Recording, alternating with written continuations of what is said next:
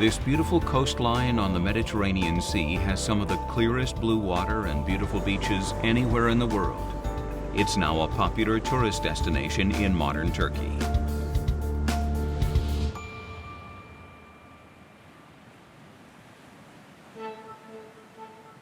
In this program, historian and expert on this region, Dr. Mark Wilson, leads us on a journey to discover the truth about the man we call Santa Claus. We're on a quest to follow the trail of one of the most important people in history. At times that trail is almost non-existent, but we're going to do our best to reconstruct the lifetimes and legacy of someone who is a household name all over the world today.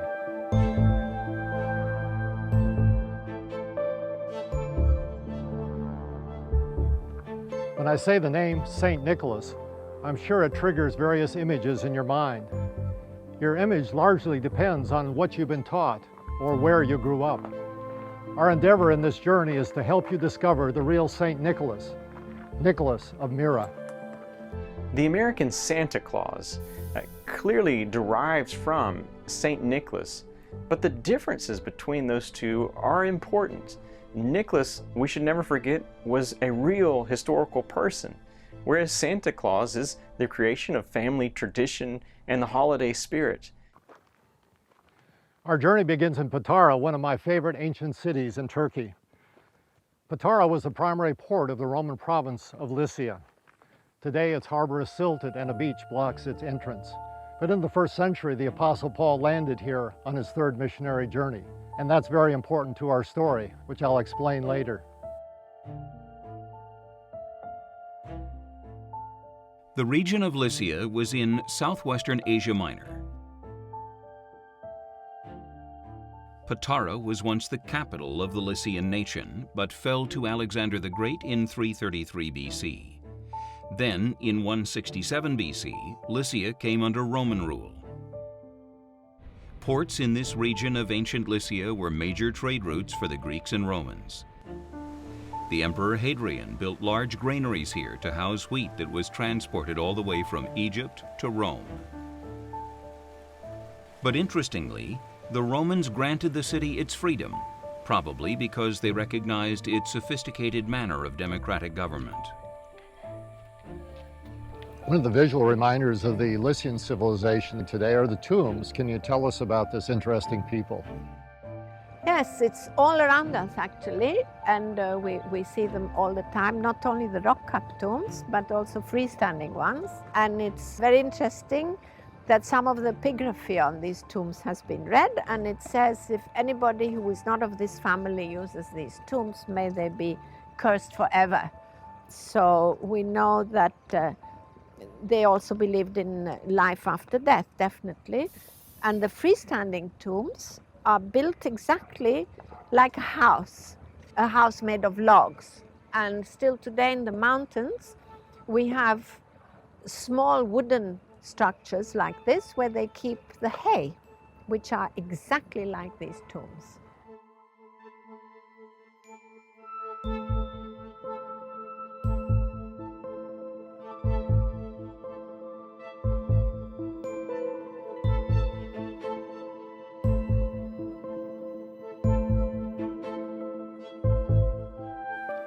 These are the remains of the Lighthouse of Patara, built by the Emperor Nero. Until recently, it was buried in the sand, but as you can see, it's now been completely excavated. Archaeologists believe that its height was 100 feet tall and that it was built in AD 64, a few years after the Apostle Paul landed here. Today, it serves as an iconic reminder of the importance of this forgotten city.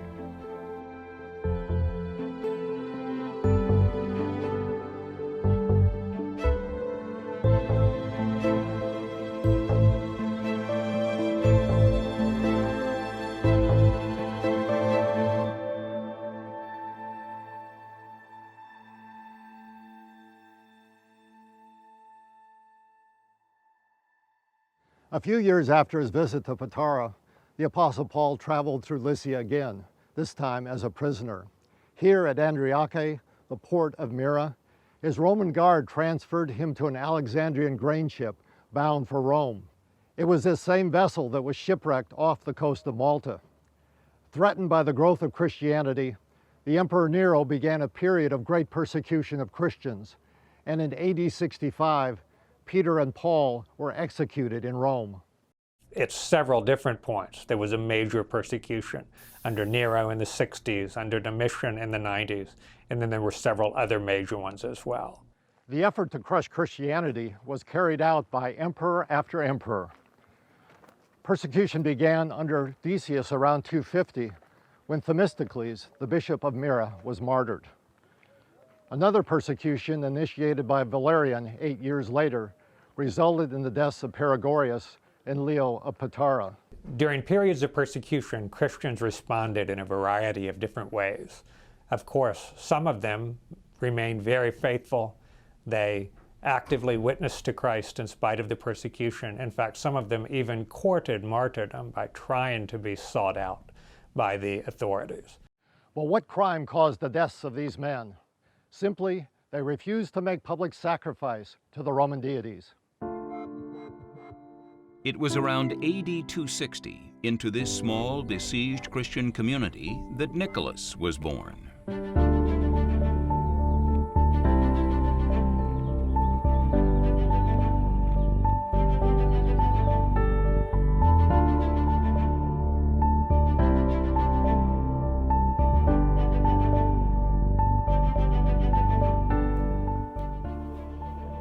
Nicholas was born in Patara in the mid-3rd century. However, the exact date and year of his birth are not known. But he certainly was born into a vibrant Greek community. In fact, his name in the Greek language has a profound meaning: victory of the people. Ahead, we'll see just how Nicholas lived up to that name.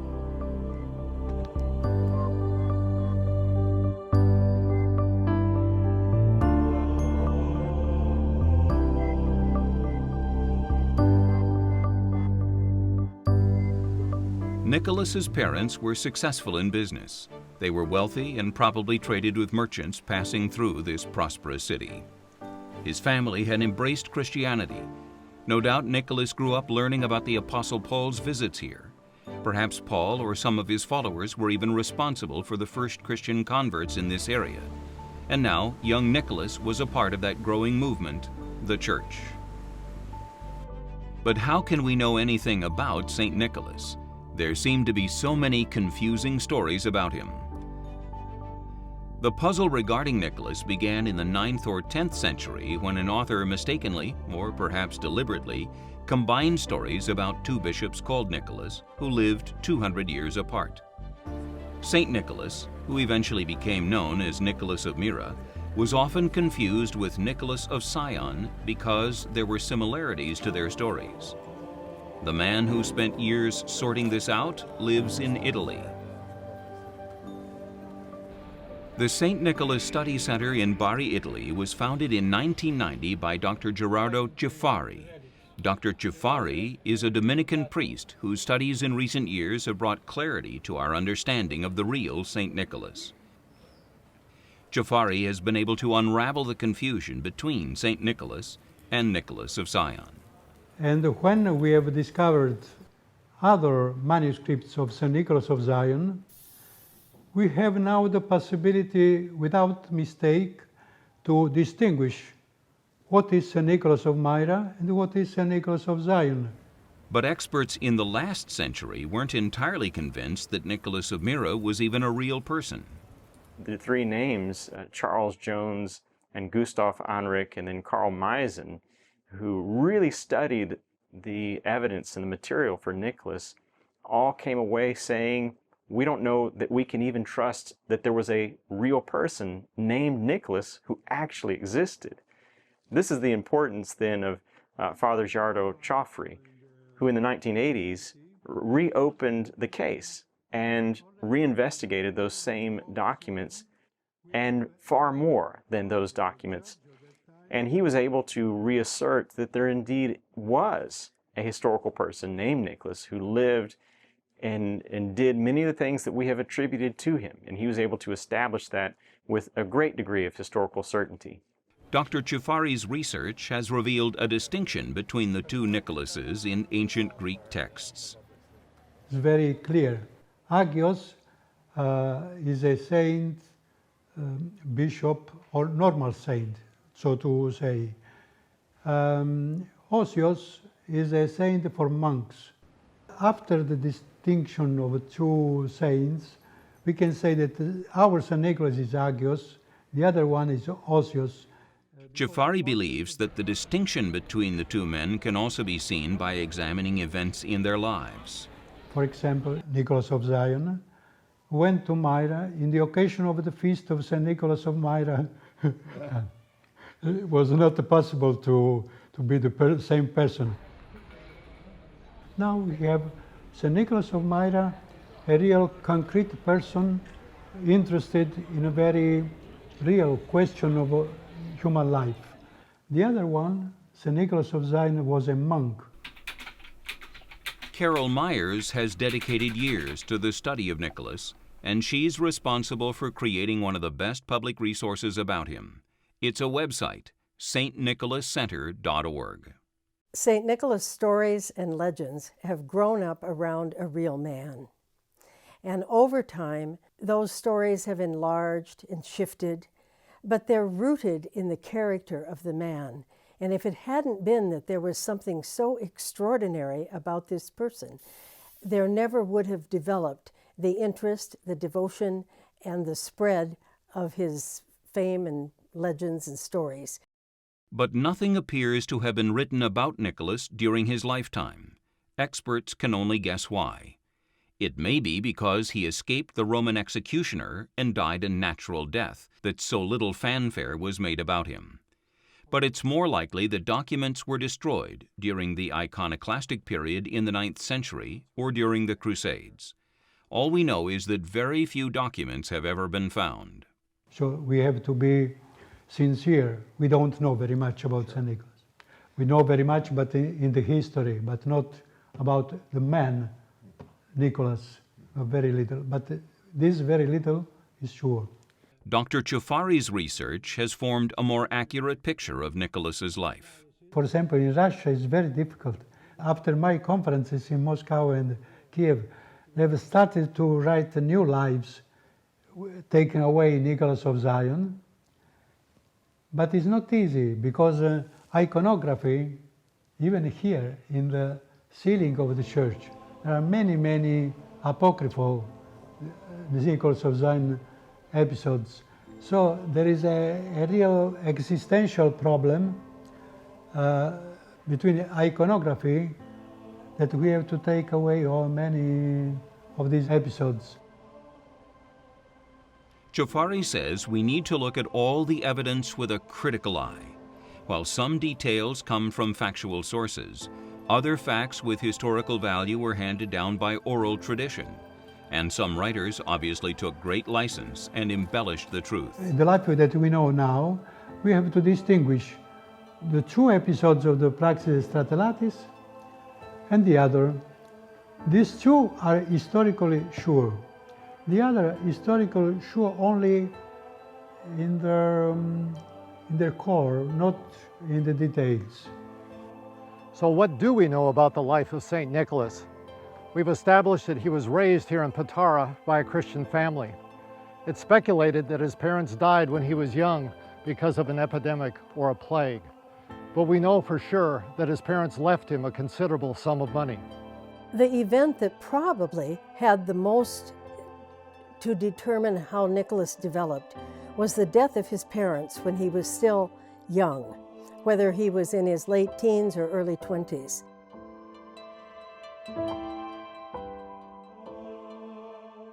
If you've ever heard of Santa Claus, you'll probably recognize the next part of this story. You have to picture Nicholas as a young man, not yet a bishop, not yet a priest. He was looking for purpose in his life and for meaning and something to do with his life when he heard the story of a man in the city of Patara who had recently lost everything. He was financially ruined. He had 3 daughters, and they were of marriageable age.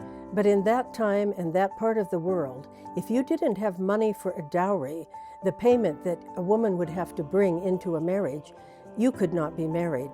And so these 3 daughters couldn't marry. And without any means of providing for his daughters, the father struggled with the idea of sending them into prostitution. Nicholas decided to intervene. He didn't want to be known or specially called out for his acts of generosity.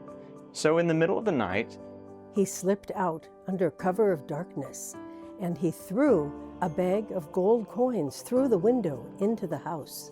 It was found in the morning. The money was used as a dowry so that one of the girls might be able to marry out of their condition of poverty. When Nicholas saw how the money was used and how grateful the family was for that act of generosity, he decided to return. Nicholas repeated the action 2 more times so the other daughters could also be married.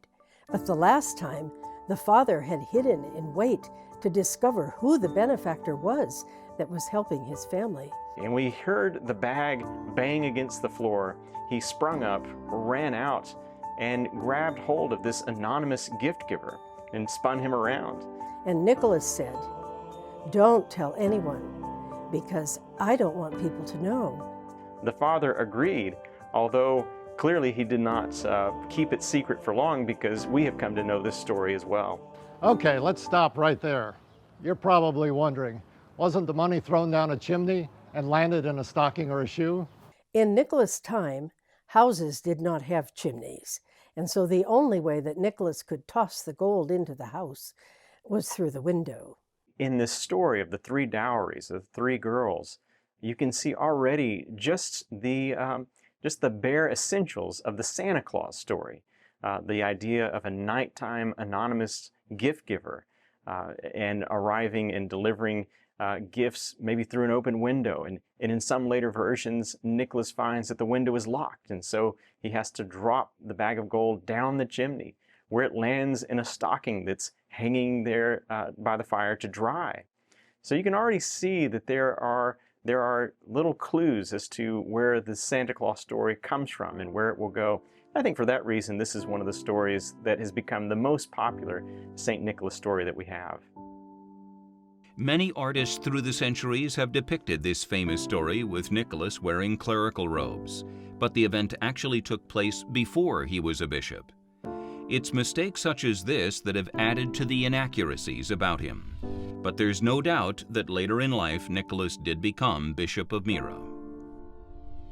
A bishop at that time was responsible for representing the community in spiritual and civil affairs. But not long after Nicholas became bishop, one of the fiercest decades of persecution began for Christians. Nicomedia was the capital of the Roman province of Bithynia, and we're overlooking the remains of the ancient theater in the city. In 256, the Goths sacked Nicomedia, but just a few years later, in 284, Diocletian was proclaimed emperor just east of Nicomedia. In one of his first acts, he rebuilt the city and called it the New Rome. And from Nicomedia, Diocletian instigated the worst persecution of Christians to date. The capital of Nicomedia had so many important both imperial and royal buildings, and whatever they had here from the workmanship point of view was an excellent piece of work. In 303, the Emperor Diocletian ordered the destruction of the main cathedral here in Nicomedia and the burning of every copy of Scripture. His aim was to rid the empire of what the pagan population believed to be a wretched cult. The historian Lactantius tells us that Diocletian's reign was characterized by excessive cruelty to Christians. When the Emperor Diocletian issued the actual edicts of persecution in the year 303, he issued them from Nicomedia. And that's significant because the persecution was far more intense in the eastern part of the empire, in Turkey and Syria and in Egypt, than it ever was in any of the western regions of the Roman Empire. Tradition holds that Methodius, bishop of nearby Olympos, was executed for his faith during the Great Persecution of 303, and Nicholas was thrown into prison. If a bishop was specifically targeted for persecution, there were various different things that could happen. He might be imprisoned, he might be forced to give up his see, He might be forced to flee in order to avoid persecution. It is possible that he might be executed, although in most cases that was relatively rare. But one thing that we have to remember is that the people carrying out the edicts did not necessarily have a lot of enthusiasm for the persecution. They may have had serious qualms in their conscience about executing a person because he was a Christian. On June 13th, 313, Nicholas's world was turned upside down again.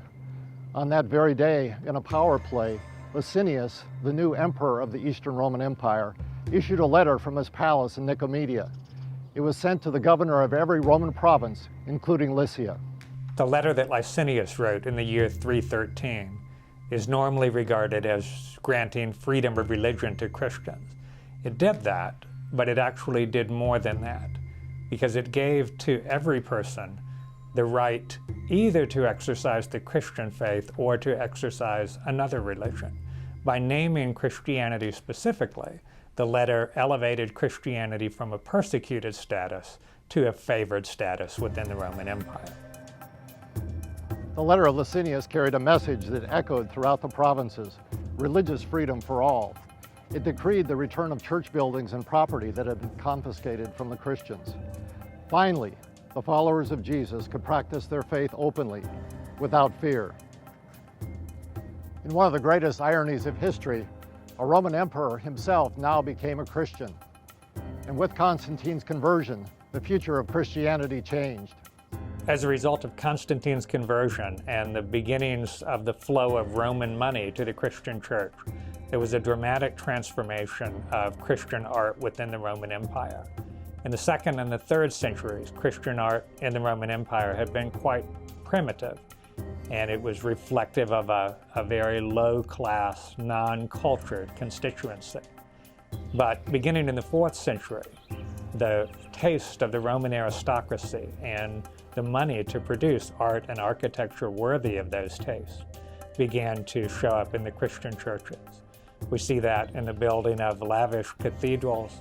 We see it in the very lavish decoration of Christian cathedrals with frescoes, mosaics, and Christian art of a much higher cultural standard than what we've seen previously.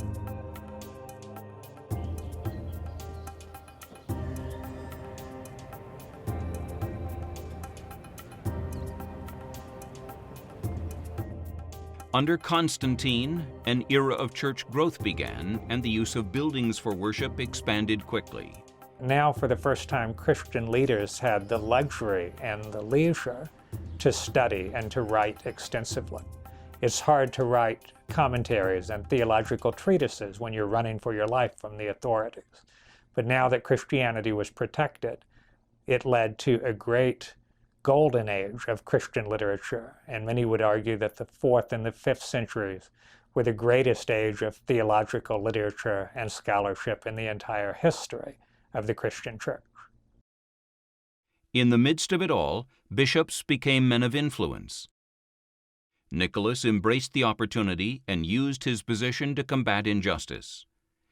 One such episode is told in part by Eustratius of Constantinople in AD 583. He tells the story of 3 innocent citizens of Meera who were condemned to death. The story of the 3 dowries is certainly the most well-known story today. But the oldest story about Nicholas is actually called the Proxis Destrotalitis. It's the story of the military officers. It came into circulation in the early 500s. It's the first story known to the Latin-speaking audience. It's a story that appears on many murals and frescoes in churches, but it's a story not well known today at all. The Proxis Destrotalitis, which in English means the practice of military officers, was written by an anonymous Greek author around AD 400. The Praxis tells the story of 3 army officers and their troops who had been sent by the Emperor Constantine to quell a revolt in Phrygia. During their journey, they harbored their ship in Andriaki, the port of Meera. When the officers were visiting Bishop Nicholas, news came that a riot had broken out because of stealing.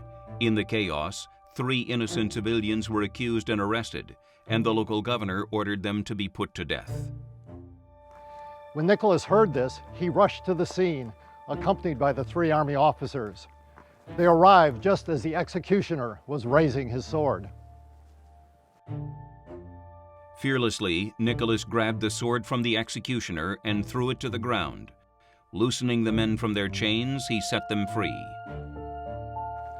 What happened next gives us an insight into what kind of person Nicholas had become. In a word, courageous.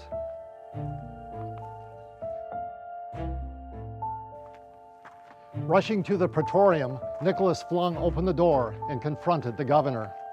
Hearing what had happened, the governor tried to placate the holy man.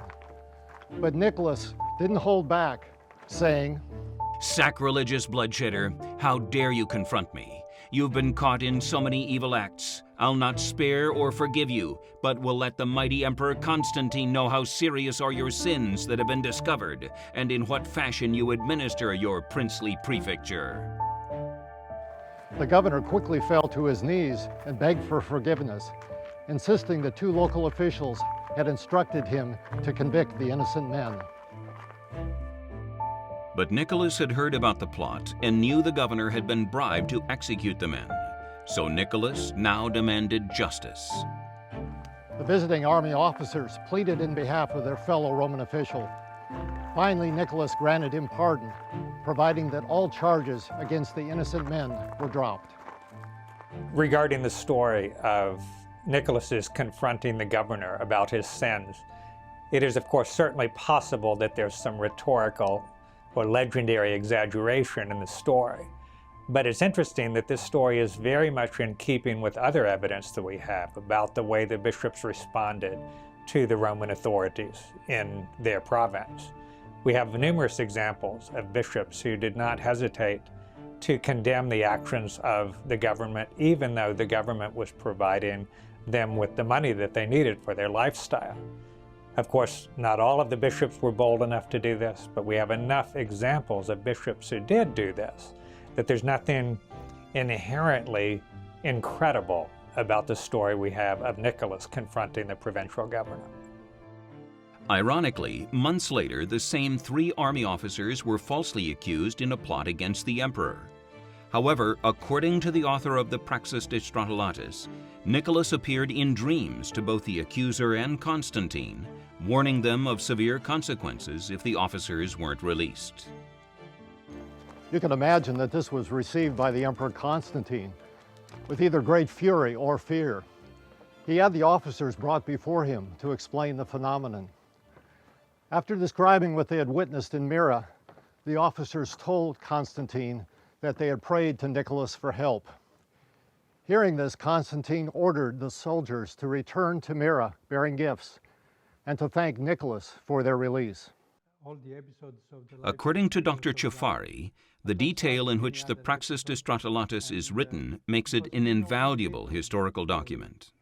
We cannot write a real life of St. Nicholas because the only episode that I believe really historical rooted is the Proxis Destrotalitis.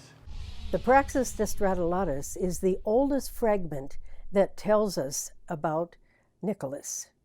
And it was written about AD 400, and so that is really quite close to Nicholas' time. And it would have been part of a larger life of St. Nicholas. And unfortunately, that life didn't survive, but surely the writers who wrote later probably had access to that life. Today I'm standing in the Church of the Hagia Sophia in downtown Iznik. In this well-preserved basilica, the 7th Ecumenical Council took place in 787. As the church began to grow in the 4th century, a theological dispute arose about the divinity of Christ. There was a presbyter in Alexandria by the name of Arius who began to teach that Jesus was not an eternal being, and there was a time when Christ was not. The Son was therefore a created being and thus not equal to the Father. To settle this dispute, Constantine summoned all the bishops to his summer palace. When Constantine called the bishops together at the Council of Nicaea in 325, the decision ahead of them was crucial to the future of the Christian church because it had to do with the question of whether the church would worship a son who was unequal to the Father or fully equal to the Father, and therefore whether we would worship a trinity of equal persons or an unequal trinity. Through this gate, Nicholas would have entered the city of Nicaea, the modern city of Iznik in Turkey today. There's been much historical debate whether Nicholas actually attended this council. The problem is that on the lists that have 200 attendees, his name is not found on these. However, at least 6 lists of attendees do include the name of Nicholas. There are lists, but all the lists without his name are no more than 200 names. So historically, we know that there were more than 300. The omission of Nicholas's name from the shorter lists might have occurred because only the names of the bishops who arrived at the start of the council had their names recorded. But one thing is certain. Every list that includes the names of at least 300 bishops includes the name of Nicholas. And these lists are drawn from authoritative historical sources.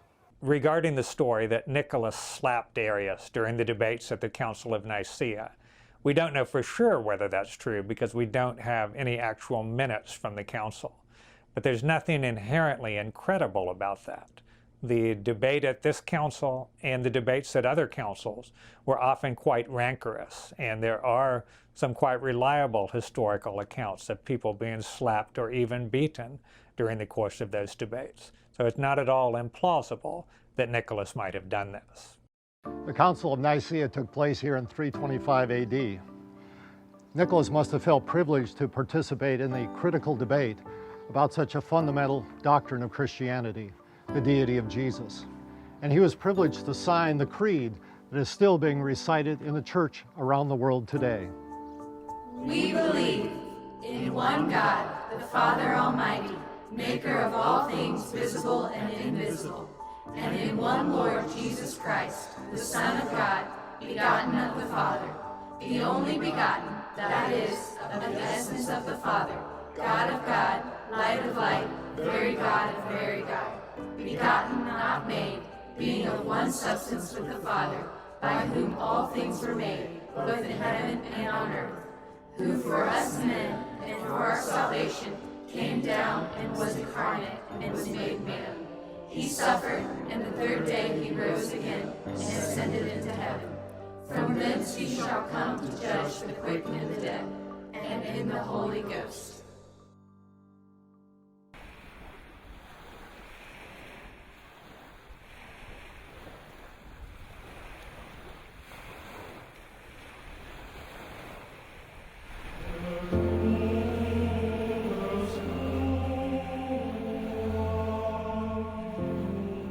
Nicholas would have been in his 60s when he attended the Council of Nicaea.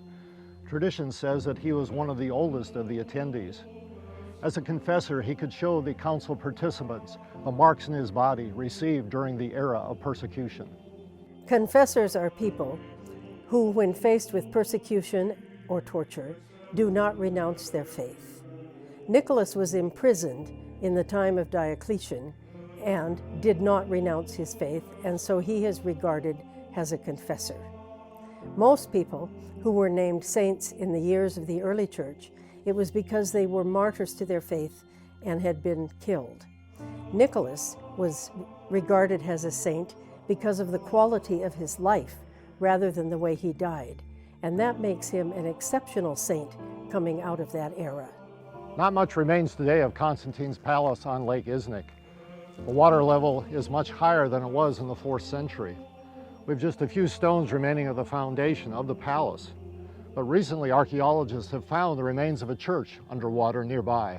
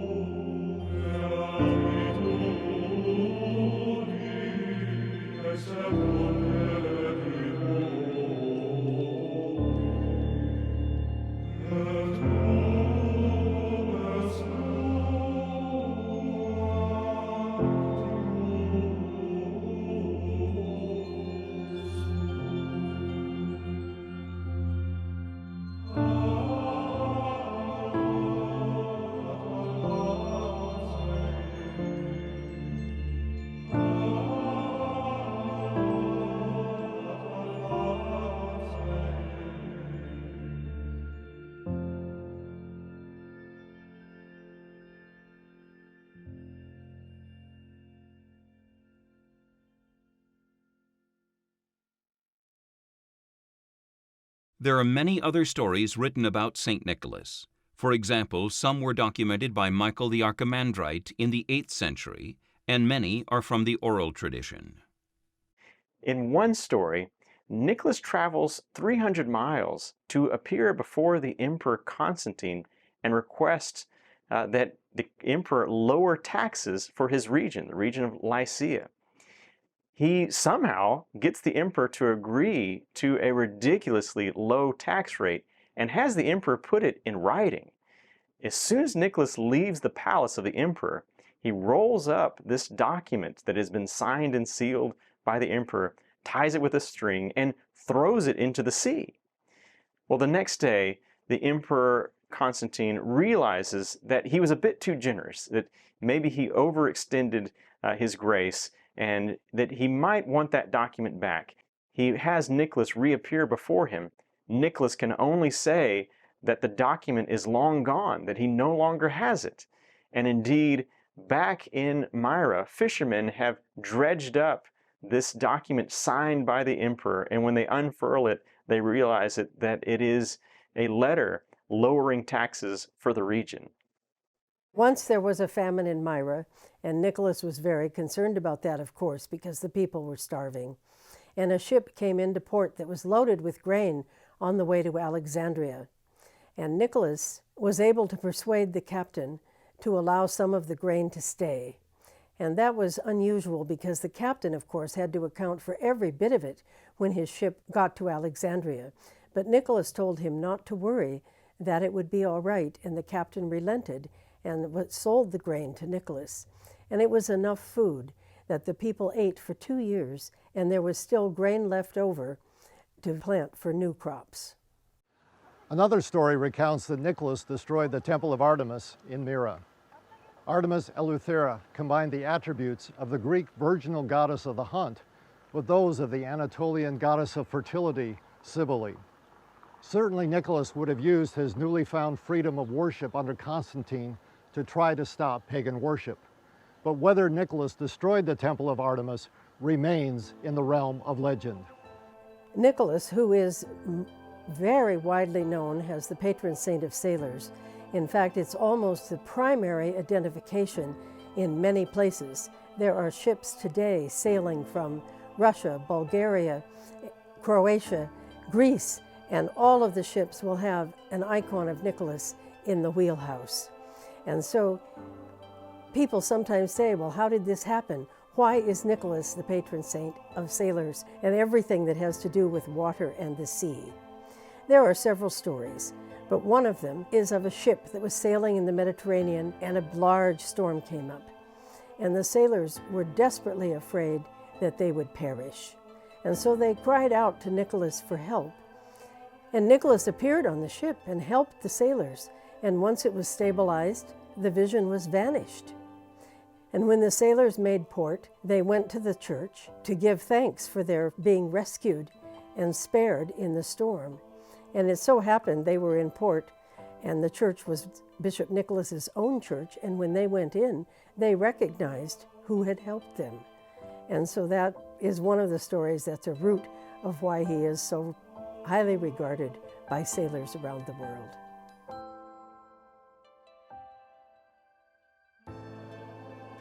There can be no doubt that the life and pastoral care of Nicholas had a transforming effect on the local population. His dynamic personality, boldness, and deep commitment to Christ made him a legend even in his own day. The fragments of fact that we have pieced together depict a man committed to justice and mercy, a real father of his people.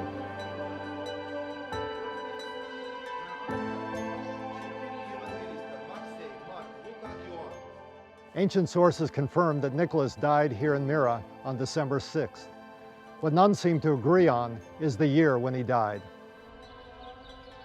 The undeniable fact that a great man of God named Nicholas lived during Constantine's reign is supported by the use of his name after his death. As his fame grew during the 5th century, parents everywhere began to name their children after him. This church, built in Meera to commemorate Nicholas, dates to the 5th century. The basilica was built in the shape of a cross and housed the tomb of the saint. We have discovered, and other archaeologists have discovered, many monasteries in the hills around Lycia, dating back to the 5th century, which is an indication that the area was very special, and we believe the reason is that St. Nicholas lived there and became famous for curing people of their ailments. Dr. Vera Bulgurlu is one of the archaeologists excavating the church site. Can one of these sarcophagi in the church be associated with St. Nicholas? Definitely, it's in the burial chapel in this outer narthex, and the lid is very interesting because it has holes in it. It has 2 rows of holes because it means there were so many pilgrims that maybe 2 at once could pour oil through there. And they believed that once the oil touched the relics, and then they collected it on the other side and put it in their pilgrim flasks, that this would cure them. There are some stories you will see in the frescoes in his life cycle, in which these miracles are recited. But you must remember, all these paintings are 11th, 12th century. It's very difficult to have proof of these miracles, but mostly people recite these things from family to family. So we believe that, especially as a Greek Orthodox, I believe that he certainly did perform miracles. This is a main idea of any pilgrimage, to visit the place which about I read, and just to renew in my mind to be more stronger and more true Christian. Today, the church has become a popular site for pilgrims from all over the world, especially for Russians. This statue of Nicholas here in the courtyard was donated by the Russian government in the year 2000. This is a central idea in church, to imitate Christ. And Apostle Paul writes to Christian, imitates me like I imitate Christ. This is the same in my life, also in other priests, to imitate St. Nicholas as he imitated Christ.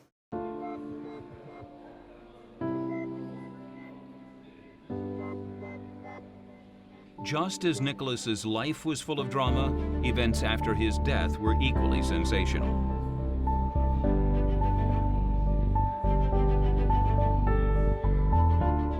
For centuries, his remains lay peacefully here in his tomb in Meera, but a mysterious liquid described as myrrh oozed from the marble sarcophagus. Some believe it seeped from the saint's bones. And it's this point that takes us back to Italy. You see, the city of Bari had a problem. During the Norman conquest, the city lost its role as the capital of the Byzantine province of southern Italy. At the time, cities that had the relics of saints not only received a spiritual blessing, but also became pilgrimage centers, which led to economic prosperity.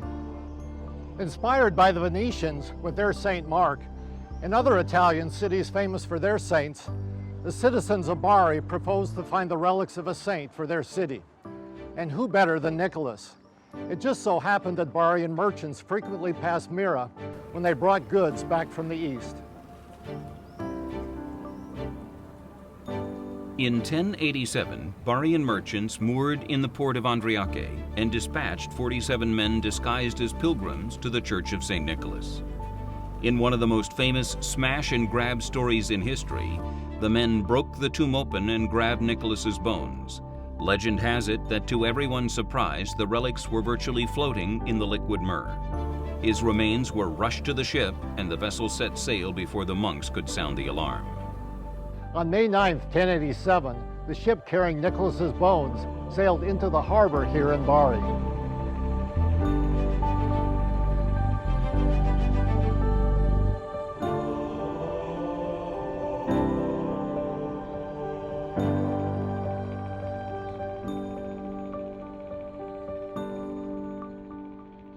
So Bari got its relics, and its prestige still continues today.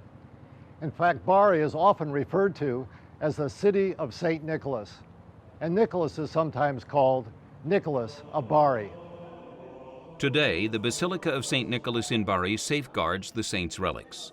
4 reinforced concrete blocks ensure that no one is ever going to steal these bones again. A small hole in the upper front panel of the sarcophagus is unsealed on the evening of May 9th every year in order to extract the myrrh. It's diluted with water and made available to pilgrims. Over the centuries, the fame of this beloved saint has grown across the globe. But is there anything else we can learn about the real St. Nicholas? It just so happens we have a good idea of what he looked like. In the 1950s, while work was being done on the crypt, the Vatican allowed measurements and X-rays to be taken of Nicholas's skull and other bones. Then, in 2004, a facial anthropologist was engaged to construct a model of the saint's head. Dr. Carolyn Wilkinson is known worldwide for her forensic facial reconstructions. This project was a bit of a challenge for me because it involved producing a 3D model from effectively two-dimensional data, so in terms of images and craniometrics, but also because it involved a significant historical figure. It became a really interesting project to have the challenge of creating the 3D model of the skull and then for us to be able to depict what St. Nicholas looked like.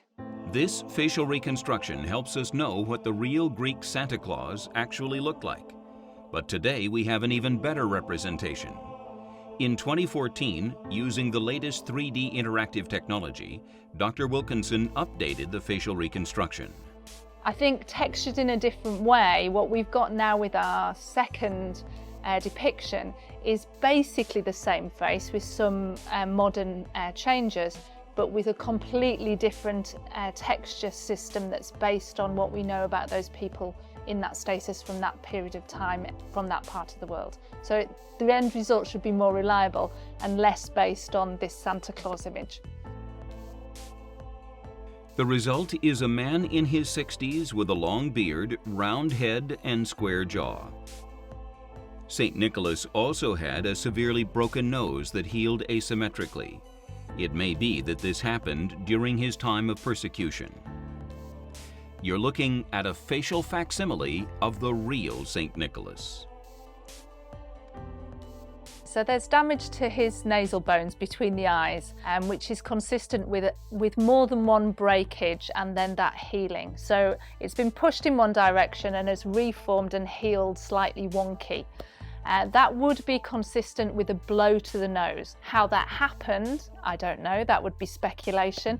It would be consistent with a blow to the nose through somebody's fist, could be walking into a post, it could be falling off a horse. There may be a number of ways at how that happened. I think it's always really important with famous historical figures to get a sense of what they were really like as a person. And when someone is as important as St. Nicholas in terms of how he's been depicted throughout the years, having something that's based on science rather than on religion or on propaganda is quite interesting, I think. So we get a sense of what his face was like. There's some speculation in relation to his facial hair, etc. But what we're getting is a sense of the real person rather than the stories that are associated with St. Nicholas.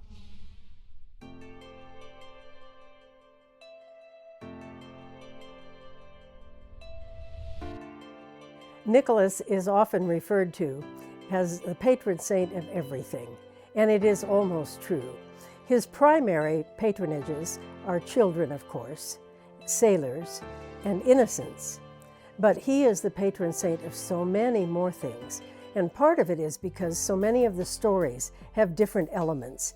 And so anything that relates to any of those different characteristics, he became the patron. So, for example, in Iran, in Tehran, there is a church. In Tokyo, a great cathedral. Because the Russians, wherever went, 70% are St. Nicholas Church. So we have everywhere in the world St. Nicholas Church. In the United States are about 500, 600 Catholics, Orthodox, and Protestants. This I wanted to say is ecumenicity. Nicholas was a man of deep faith. We should never forget that first and foremost, he was a Christian pastor, a bishop committed to the gospel. This should be a monumental fact for Christian families who are looking for a way to connect to the Christmas season. We don't simply have to reject consumerism and Santa Claus and everything that goes with this. We have an opportunity to reclaim a part of our own faith when we reclaim the Nicholas story and legacy and heritage in our own family traditions.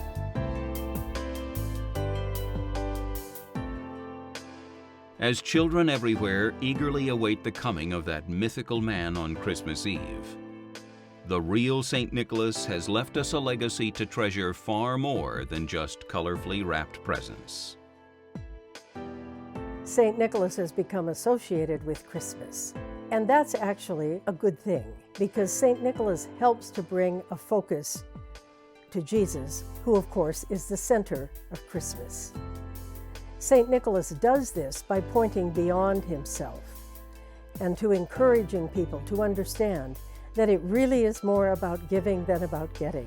It's more about compassion than consumption. It's more about need than greed. St. Nicholas helps people to focus on what is really the center of Christmas, because everything St. Nicholas did grew out of his faith. The legacy of Nicholas is his generosity. We have to keep going back to the story of the three dowries. Nicholas had no reason to get involved. He didn't know these people, he didn't owe them anything, and yet he decided to act. That should inspire us to get outside of our comfort zone, in our familiarity, to find those people in our community who really need help. And especially during the Christmas season, it's an appropriate time to look for those opportunities. Nicholas is often viewed as a jolly, sentimental figure, but history tells us otherwise. He was a bold, decisive man of faith who confronted the issues of his day. If he were alive now, he would be concerned with today's issues: hunger, human incarceration, trafficking, slavery, the abolition of the death penalty, even tax abuse. Now that's something to tell your children.